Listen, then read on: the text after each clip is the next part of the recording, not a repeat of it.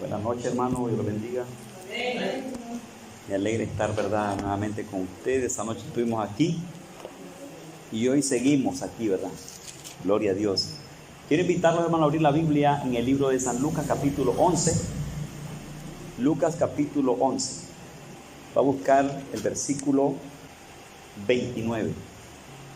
Leemos en el nombre del Padre, del Hijo y del Espíritu Santo. Y apuñándose las multitudes, comenzó a decir: esta generación es mala, demanda señal, pero señal no le será dada, sino la señal de Jonás.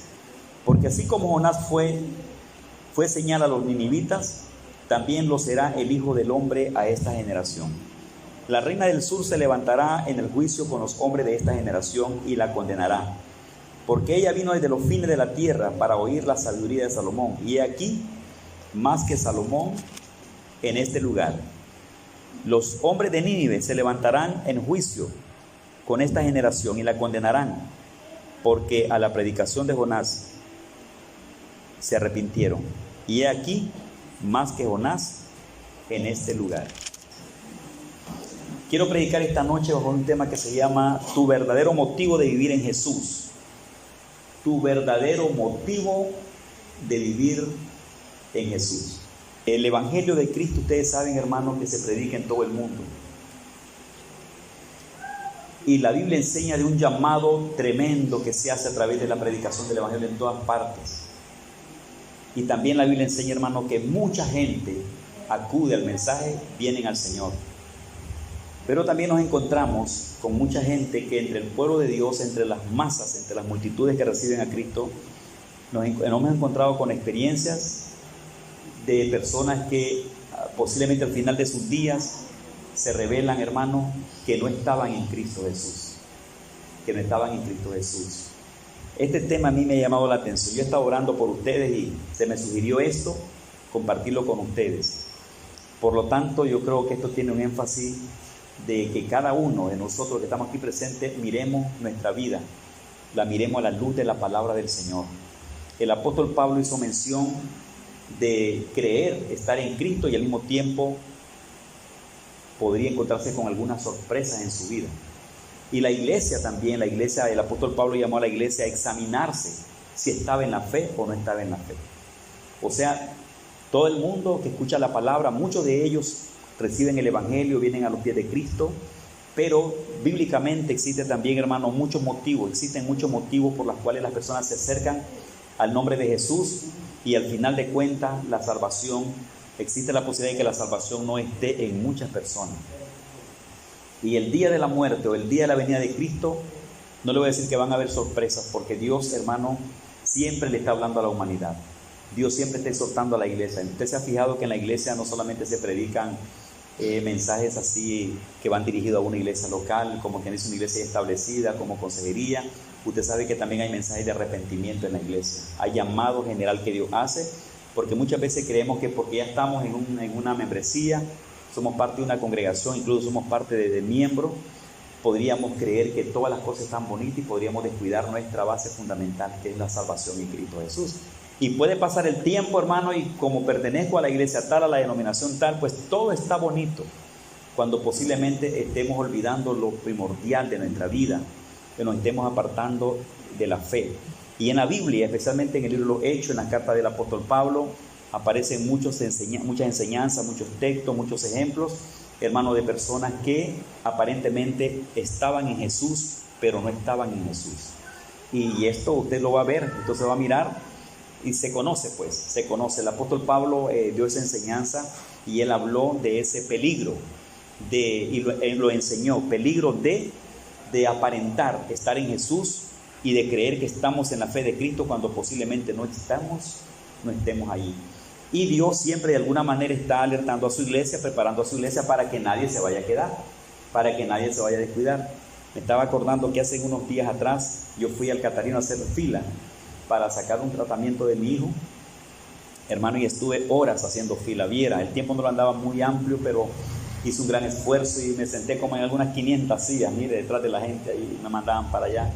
Y a última hora, cuando ya pasaba un poquito para pasar allí, se me acercó la muchacha que está controlando ahí, se acercó y me dice: enséñeme cómo anda usted eso ahí. y me dice, mire, usted manda una tarjeta acá, me dice, vaya trepe arriba que le cambien esa receta. Hermano, se me fue ese día y digo yo, qué barbaridad.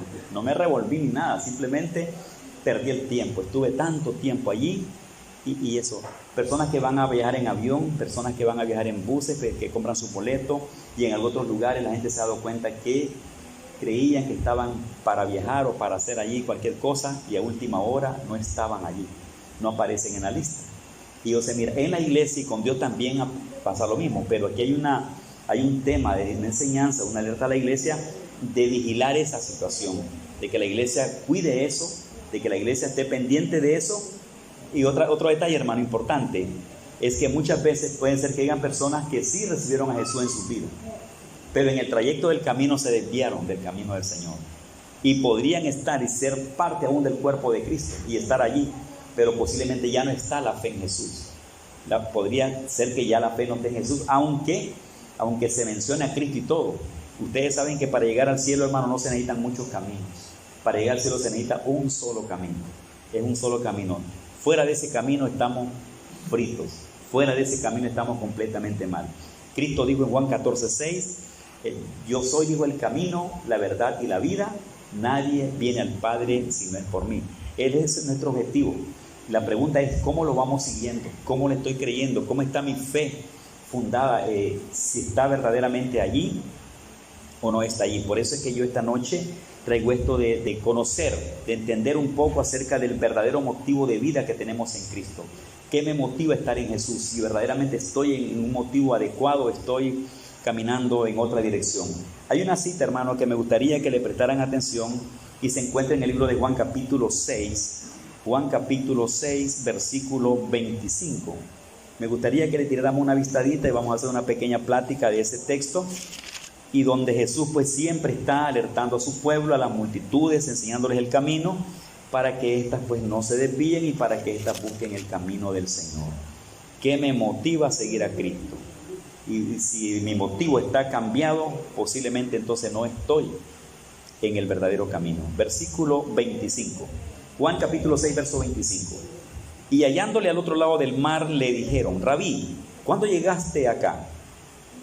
Respondió Jesús y les dijo, de cierto digo, que me buscáis, no porque habéis visto las señales, sino porque comisteis el pan y os saciasteis.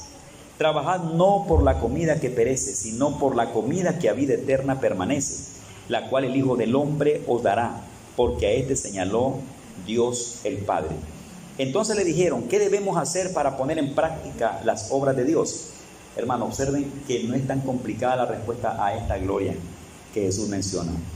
Versículo 29. Respondió Jesús y les dijo, esta es la obra de Dios, que creáis en el que Él ha enviado. Ahí comienza todo. Pero ahí Jesús, hermano, les pone la base fundamental, el motivo fundamental por el cual se debe seguir a Cristo. No se debe seguir por otro medio. Es que mire, pasan dos cosas ahí. Si el motivo mío está cambiado, si el motivo mío no es el verdadero motivo que debo tener en Dios para seguir a Jesús, hermano, las demás cosas entonces tampoco me salen. Si mi motivo está cambiado, mi motivo no es el sano, el que verdaderamente quiero agradarle a Dios y vivir para Él. Entonces, dependiendo del motivo que yo tenga en mi corazón para servir a Dios, eso, hermano, eso tiene un efecto en mi salvación, tiene un efecto en mi relación con Dios, y esto posiblemente puede desviar a la persona. En el texto que leímos de Lucas, hermano, una situación que aparece en los tres evangelios, Mateo, Marcos y Lucas, donde los fariseos y saduceos le pidieron al Señor señal. Pero fíjese, hermano, que le pidieron señal a Jesús, señal para tentar a Jesús. No era señal para creer. Pero los fariseos y los saduceos, no preguntándole a Jesús por la verdadera dirección de unirse con Cristo, sino para tentarle. Le pidieron, hermano, señal, muéstranos señal. Pero cuando nosotros vamos a esos textos donde Jesús le responde a las multitudes, pero en esencia le respondió a fariseos y le respondió a saduceos la pregunta que ellos hicieron, porque eran preguntas, hermano, era una pregunta tramposa, preguntas para cuestionar a Jesús, para ponerlo en tentación, para hacer pecar a Cristo en público. Entonces no preguntaban con el motivo de conocer al Señor, con el motivo de que Cristo respondiera una verdad y que ellos podían abrazar esa verdad y de esa manera vivir para el Señor. Era para tentar a Jesús. Señor, venimos y queremos que nos muestres señales. muéstranos señales. Pero abajo hay un texto también que dice, era para tentarlo. Es decir, no era para conocer de Jesús, para salvación, para honrar al Señor, para honrar a Cristo, conocer el camino, sino que era para cuestionar, era para tentar, era para hacer pecar a Cristo en público, para avergonzarlo, hermano, públicamente al Señor Jesucristo. Pero como él conocía los corazones, las respuestas fueron duras. Tanto en los tres evangelios, Mateo, Marcos y Lucas, hermano, las respuestas fueron: generación incrédula, generación perversa, demanda señal, señal no se le va a dar. Y luego habla de la reina del sur que vino desde lejos para escuchar a Salomón. También habla de los ninivitas cuando se dieron cuenta de lo de Jonás. Y todo eso dice que y Cristo les pone como señal la resurrección. Que así como Jonás estuvo en el vientre del pez 3 días y 3 noches, que así también el Hijo del Hombre estaría en el corazón de la tierra 3 días y 3 noches. Le está hablando mi señal, o la señal general que le daría era su muerte y su resurrección. Esa era la señal que completaría el mensaje de Cristo para que el mundo pudiera creer que Él era el Salvador. Pero eso fue respuesta que le dio a esta gente cuando ellos preguntaban para cuestionar al Señor, no para ubicarse, no para buscar el camino. Entonces el motivo de su pregunta no era ubicarse en el Señor, sino que era tentar a Cristo. Tentar a Cristo, o sea, ¿con qué motivación se acercan a Cristo? En el mundo también, hermano, en el mundo también mucha gente se acerca al Señor, pero hay diferentes motivos que la gente tiene. ¿Por qué tanta secta religiosa? ¿Por qué tantos grupos por diferentes partes? ¿Por qué tanta negación a Jesucristo? A veces no les interesa más lo que es la persona de Cristo y el mensaje, sino su grupo, sino su secta religiosa, y eso es lo que adornan más que el propio mensaje de Jesucristo. Entonces, en el mundo, hermanos, se mira todo eso. Y la iglesia debe darse cuenta que en la palabra de Dios, mi motivo cuenta. Cómo estoy siguiendo a Cristo, cómo decidí por Él, cómo le estoy siguiendo, y que no haya nada pues que pudiera apartarme de los caminos de Dios. Por ejemplo, en Juan capítulo 6, que fue la cita que leímos, ahí hay un ejemplo donde Cristo le hizo un milagro tremendo a esa multitud. Dice que comieron, hermano, pan y peces multiplicados por Cristo. Multitudes, miles, pero la multitud era grande y Jesús multiplicó panes y multiplicó peces. Y la gente se acercaba a Cristo y andaban multitudes detrás de Jesús, venían para acá, corrían de aquí para allá y todo. Y en un momento de eso se les desaparece Jesús y lo buscan y lo hallan por allá al siguiente día, hermano, y el mensaje con el cual los esperó, los recibió fue: busquen al Señor no por comida ni bebida, busquen al Señor de otra manera. O sea, en otras palabras, Dios no quería que fuera por otro objetivo, que Cristo no se buscara por satisfacer solamente una necesidad, que Cristo no fuera encontrado, o sea, no encontrar a Cristo ni buscar su camino solamente, hermanos, por cosas pasajeras, por cosas livianas. Mire, una sanidad no es una situación liviana, una sanidad de Dios es una gran bendición de parte del Señor. Pero usted sabe también, hermano, que hay muchas personas, incluso en el cuerpo de Cristo nosotros hemos encontrado gente que tienen otros intereses en los caminos del Señor, tienen otros intereses, y eso todo miembro del cuerpo de Cristo debe saber que Cristo, la forma de seguir a Cristo es cristocéntrico, Cristo mi Salvador. Lo demás vendrá por añadidura. Lo demás Dios tendrá provisión, lo demás Dios tendrá una respuesta para responder a la necesidad de las personas, pero no podemos quedarnos solamente centrando nuestro ojo, hermano, en los beneficios que Cristo nos hace. Y así imagina usted que toda la iglesia estuviera más o menos solamente sirviendo al Señor porque Dios le da tal cosa, pero que no está pensando en obediencia, no está pensando en santidad, no está pensando en obedecer a Dios, sino que porque Dios me hace esto, pero luego el descuido espiritual es grande. ¿Por qué? Porque no está buscando al Señor por la línea legal o por el buen camino como es. Yo quiero que miren una cita que está en Filipenses capítulo 1. Ahí hay unos textos que el apóstol Pablo usa al respecto y se lo dice a la iglesia, y hablando de gente que tiene ese comportamiento afuera y que también causan daño en el cuerpo de Cristo. Filipenses capítulo 1, ustedes pueden buscar el versículo 15 hasta el versículo 17. Dice así: algunos a la verdad predican a Cristo por envidia y contienda, pero otros de buena voluntad. Los unos anuncian a Cristo por contención, no sinceramente, pensando añadir aflicción a mis prisiones, pero los otros por amor, sabiendo que estoy puesto para la defensa del Evangelio. ¿Qué pues? Miren el verso 18. ¿Qué pues? Que no obstante, de todas maneras, o por pretexto o por verdad, Cristo es anunciado, y en esto me gozo y me gozaré aún. Pablo era bien, o sea que Pablo también se aprovechaba con el del evangelio, o sea, usaba esas coyunturas negativas del adversario para decir, bueno, aunque sea en esa forma mala que lo hacen, el nombre de Cristo es anunciado, y en eso me gozo que se anuncia. Pero Pablo presenta, hermano, una situación que se daba en la forma que la gente vivía a Cristo y que anunciaban a Cristo. Y habla de predicadores, habla de gente que anunciaba, y especialmente la gente de la ley también, que usaban el evangelio, hablaban de Cristo. Los judaizantes también hablaban de Cristo, pero siempre procuraban distorsionar, desviar, al pueblo de Dios de la grande verdad. Y la iglesia, especialmente los filipenses, debían saber, esta iglesia, que había unas personas que predicaban a Cristo por amor. Oiga bien, por amor. Si predican a Cristo por amor es porque aman a Jesús, y es porque su objetivo principal es Jesús. Otros dicen que es por contienda. Otros eran por causarle en ese tiempo problemas a Pablo, por añadirle aflicción a sus problemas, a sus tribulaciones. Y otros pues por el amor a Cristo. Y Pablo dijo, bueno, sea por amor o sea por pretexto, sea por otro tipo de motivo, para Pablo, como Pablo sacaba un provecho ahí, decía, lo importante es que Cristo se está anunciando. Pero ya Pablo ha descalificado esa forma de anunciar a Cristo y de vivir a Cristo. Porque, hermano, no puede haber otra forma de seguir al Señor Jesucristo. No puede haber otro motivo extra que no sea aquel motivo de amor, el motivo de mi necesidad, de que necesito a Cristo en mi corazón, y que no sea pues por otro asunto que no es el que Dios nos enseña. Una cita está en Juan capítulo 6, me gustaría que lo miraran. Juan capítulo 6, versículo 60. Juan capítulo 6, versículo 60. Juan capítulo 6, versículo 60. Oiga lo que aparece aquí, las palabras de vida eterna. Cristo enfrente de sus discípulos predicando, los discípulos interpretando su palabra y poniéndole nombre al mensaje del Señor, poniéndole nombre a la predicación y tomando decisiones en base a lo que ellos escuchaban de la prédica de Cristo. Juan 6, 60. Al oírlas, muchos de sus discípulos dijeron, dura es tu palabra, ¿quién la puede oír? Sabiendo Jesús en sí mismo que sus discípulos murmuraban de esto, les dijo, ¿esto os ofende?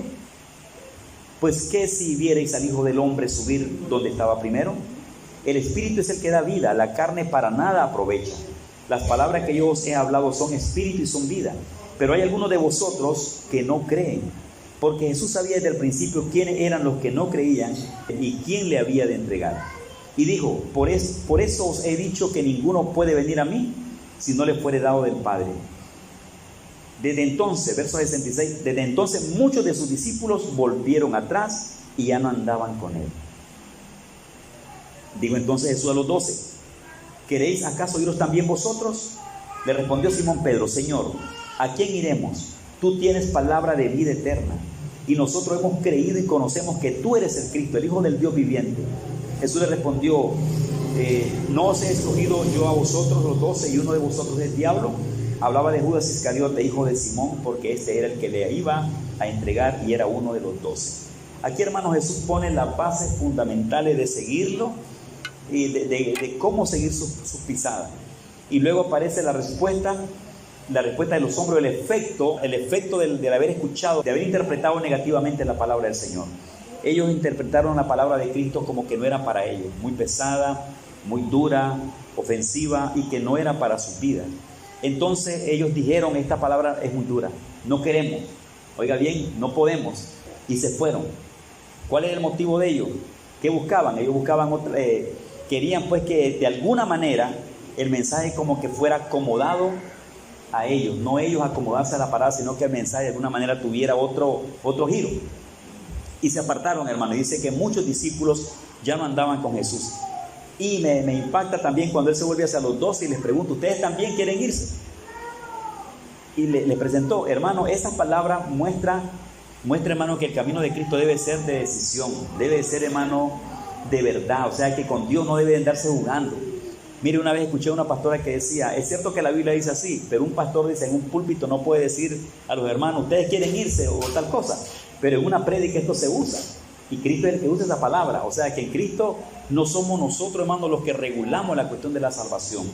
No somos nosotros los que dirigimos la cuestión del mandamiento, las cuestiones de leyes de parte de Dios o que arreglamos. O sea que la iglesia no es la que tiene que formular su estilo de vida y organizarse como quiera para ser salvo. Y no, la iglesia, si quiere de Cristo, tiene que unirse al Señor, someterse al Señor, hacer la voluntad de Dios y no hacer lo que la iglesia en sí quiere, apartando a un lado la palabra de Dios. Nosotros, hermano, en ningún momento podemos arreglar la palabra para nuestra vida. Usted no puede tomar algo o sea, algo le gusta a usted, algo quiere hacer, alguna forma de vivir en Cristo le llama la atención y quiere vivir de esa manera. Y posiblemente, y por eso, hermano, es que surgen ese pocón de falsas doctrinas, falsas religiones y la secta, cuando esta gente tiene un motivo, quieren hacer algo, pero se van a la palabra y encuentran tropiezo en la palabra, porque la palabra no se ajusta a ellos. Entonces, ¿saben qué es lo que hacen? Toman el texto y lo cambian, y de ese texto sacan pretexto, y después sale un grupito, una religión, sale una secta, y todo el mundo, y platique usted con uno de ellos, tienen argumentos y tienen textos de todas partes, pero todos esos textos son textos ancochados, que ellos los han puesto a su manera y les han cambiado el contexto, lo han sacado de contexto, de tal manera que hay gente que vive así, y todo el mundo dice Cristo, Cristo, Cristo. Incluso para la salvación tienen problemas, para su santidad tienen problemas, para relacionarse con la gente tienen problemas. ¿Por qué? Porque creen de otra manera, no creen como Dios quiere. Y Cristo, aquí a ese grupo de discípulos, hermano, fue un momento decisivo donde ellos tenían que doblegarse, obedecer a Jesús o tomar una decisión, porque de otra manera no podían hacerlo. Y es cuando Él da el mensaje, y fíjense, hermano, que el mensaje que usted puede ver que Jesús les dio antes del versículo 60, la plática que Cristo viene haciendo, fíjense que es un tema que no se mira difícil, es un tema que no se mira complicado, pero después que ya dejó en las manos de la gente la predicación, muchos discípulos, seguidores de Él, dijeron: esta palabra es muy dura, no podemos llevarla. Oiga, no podemos llevarla. Ellos la interpretaron, le pusieron su propia hermenéutica y dijeron: esto no es para nosotros. Y desde ese momento, en plural, según el texto se refiere, cantidad de discípulos se apartaron. Seguidores, hermanos, le dieron la espalda y se fueron. Y Jesús miró aquello. Y es más, también Jesús confrontó un momento. Les dijo: esto les ofende. Y no los convenció. Ellos se fueron. Pero me llama la atención también cuando a sus 12 discípulos, a los que había escogido para que fueran al ministerio con Él, también les dijo lo mismo: ustedes también quieren irse. Mire que Jesús no tenía temor, hermano. Es que, ¿sabe qué? Porque Jesús no tenía temor. Es que lo que Él quiere era salvar a las personas. Jesús no vino, hermano, por interés de amistad y cosas por el estilo. Él vino más por la salvación de las almas. O sea, no procurando quedar bien con nadie. Cuando me refiero no procurando quedar bien con nadie, es, hermano, puedes seguirme como quieras y vamos a estar en paz y vamos a estar tranquilos. Mire, hermano, Dios Él se relacionó con las personas, se entregó para ellos, los amó, comió con ellos, anduvo con ellos, y cuántas cosas lindas de parte de Jesús. Pero nunca cambió la palabra, nunca cambió el mensaje, siempre les fue verdadero, les fue fiel. Él los amaba de verdad y les puso una palabra que Él nunca la cambió, jamás. Él siempre estableció esa palabra ahí para que fuera la base fundamental de la vida de ellos, para que les sirvieran al Señor. Pero llegó un momento que sus discípulos toman decisiones. Juzgan la palabra, la malinterpretan, le aplican sus propios conocimientos y luego dijeron: no, esto no es para nosotros, esto es pesado. ¿Por qué pesado? Porque ellos tenían otra forma de creer, ellos tenían otra forma de entender. Ellos pensaban que era de otra manera, que era diferente, que no podían seguir a Jesús de esa manera, sino que era de otra forma. Cuando Jesús les pinta la verdadera forma, como era, dijeron: esto no va con nosotros. Y sabe, hermano, se apartaron. ¿Qué hizo Jesús? No hizo nada, solamente le volvió a hablar. En otras palabras, ¿por qué se ofendían? Si esas palabras eran de vida. O sea, Él procuró decirles, pero mire, no hicieron caso, no lo detuvo, se fueron. Pero cuando esto trasciende más, en la forma de tratar a esta gente, fue cuando le habló a sus discípulos. Y les dijo: ¿ustedes también quieren irse? ¡Qué valor! En la iglesia nosotros, ¿cómo nos ponemos a veces cuando se quiere un hermano a la iglesia? Lloramos y hacemos cuantas cosas porque nos han costado algunas veces servir a las personas. Y aquí hay gente que llora por gente que se va de la iglesia, hermano. Y nadie quiere que nadie se vaya de la casa del Señor.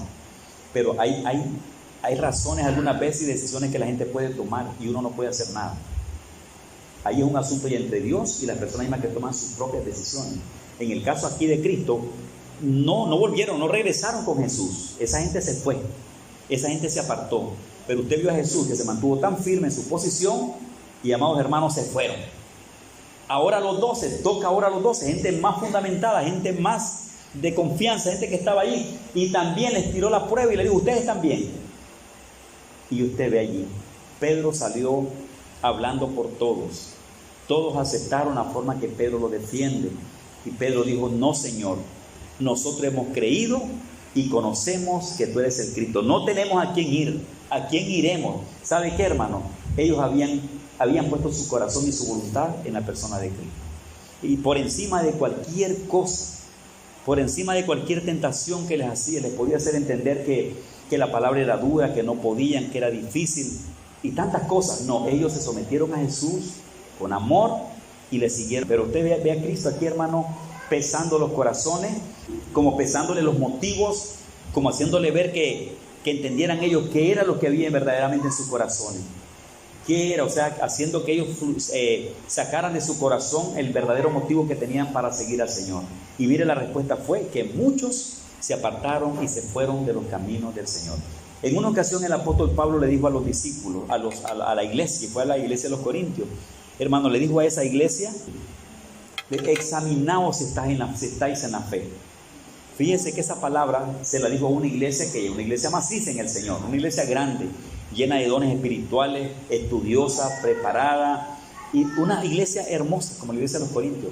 Examinaos si estáis en la fe. Como quien dice, hey, un momento, pónganse a pensar un momento en lo que está pasando con ustedes. Y el recorrido que vengo haciendo en esta prédica hasta este momento, hermano, habla y enseña de que Cristo está siempre interesado en que las personas conozcan su verdadero motivo en las cosas del Señor. Yo les ponía un ejemplo hace poquito, que hemos estado en filas de viajes, de bus, de avión, en el hospital y en otros lugares, y de pronto no aparecemos en una lista. En las cosas de Dios, Pablo como que pasa, como que chequea allí, para que nadie se vaya a quedar, hermano, allí descuidado, para que nadie vaya a decir, el Señor no me alertó, o me fui apartando poquito a poco de la fe de Cristo y nadie me dijo nada. Mire, entonces, ¿por qué esta pequeña plática esta noche? Y esta forma de mi tono que estoy compartiendo con ustedes, porque es una necesidad, hermano, de que la iglesia debe velar y debe ver si se mantiene en la posición que Dios le ha dado. No sea que el enemigo le haya engañado, no sea que alguna idea, algún pensamiento nos haya apartado de los caminos del Señor, o no sea que algo procure de alguna manera desviar también nuestro conocimiento, nuestra fe. También el apóstol Pablo pone el ejemplo de Adán y Eva. Dice que Eva estaba bien ubicada en los caminos del Señor, pero dice que el maligno engañó a Eva. Con su astucia la engañó y la desvió. La iglesia también, hermano, aunque la iglesia esté en Cristo, está en el Señor. Yo le digo a usted, hermano, ¿cuántos están en Cristo? ¿Cuántos están en la fe? Usted va a decir, amén. Pues excelente. Pero aún esa iglesia que está fundamentada en Cristo, que está sirviendo los caminos del Señor, debe estar completamente segura y echarle una vistadita a sus raíces, tirar una vistadita a su base fundamental, a sus motivos, cómo, por qué estén las cosas del Señor. Fíjese que un esposo le preguntó a la esposa, ¿por qué te casaste conmigo? Y su esposa lo asustó. Y después ella dijo que la respuesta que le dio su esposo fue de verdad, pero que si se la hubiera dicho antes de casarse, que posiblemente su esposo no se hubiera casado con ella. Él le preguntó después de unos años de matrimonio, le dijo, dime, ¿por qué te casaste conmigo? Y la esposa le dijo, ¿sabes por qué me casé con vos? Oiga bien, porque me gustó el ministerio que tenías, me gustó cómo enseñabas, cómo predicabas y la gente cómo se daba. Pero, ¿por qué más? No, por el ministerio, me casé por el ministerio. Y entonces él respondió, por el ministerio. Y el amor a mi persona, como que hacía falta algo más, como que no debía ser una decisión grande, como formar un matrimonio. Claro que la gente puede enamorarse, se enamoran las personas de muchas cosas, pero para las decisiones de formar un hogar, tomar una decisión grande, hermano, como casarse, yo creo que la persona debe estar pensando no solamente en los bienes de la persona, en el beneficio de la gente, en lo que las personas tienen, sino que deben estar pensando en la persona misma con quien van a hacer esa decisión. En Cristo también no debe ser. Mire, una vez predicábamos acá por los milagros. ¿Sabe usted que hay mucha gente que anda detrás de milagros? Que cuando mira milagros de Dios, ahí sí cree en Dios y ahí se mantiene firme, se mantiene fiel. ¿Por qué? Porque mira milagros y porque mira cosas. Cuando ya no mira eso, de alguna manera en algún lugar o relacionado a su vida, entonces, hermano, la fe les cambia. Pero a Cristo no se debe seguir porque sana. A Cristo no se debe seguir, ¿por qué? Porque me da comida, porque me da pan. A Cristo no se debe seguir por beneficios materiales. Porque puede llegar un momento que esos beneficios materiales se tarden mucho. Puede llegar un momento de que eso logre faltar. Puede llegar un momento de que no hayan milagros. Puede llegar un momento que no se sana la persona. Puede llegar un momento que puede estar ayunando y clamando a Dios por tantos beneficios y posiblemente no mire nada. Pero como tiene su fe solamente puesta en cosas que Cristo puede hacer y no en la persona de Cristo, amarlo como es el Señor, entonces allí, hermano, allí hay problema. Entonces siempre el creyente debe de amar a Cristo. Incluso yo debo amar a Cristo, haga milagro o no haga milagro, mire cosas o no mire cosas, me sane o no me sane, me responda a la petición o no me responda a la petición. O sea, no puedo cambiar a Cristo y despreciarlo por algo que el Señor no me da. Resentirme con el Señor, apartarme de los caminos de Dios porque no veo lo que yo quiero ver. No, vea lo que quiera ver o no vea lo que quiera ver, hermano. Cristo es el mismo. Cristo es el Salvador, es el perdonador, y aunque le haga beneficio o no le haga beneficio, usted reconozca los beneficios de Dios o no reconozca los beneficios de Dios, Él sigue siendo Dios, Él sigue siendo Cristo, Él sigue siendo Salvador del mundo. O sea, la iglesia no debe seguir a Cristo por beneficios materiales, por beneficios de cosas, por beneficio de cosas que van a beneficiar la familia o la casa. No, debe seguir a Cristo por amor.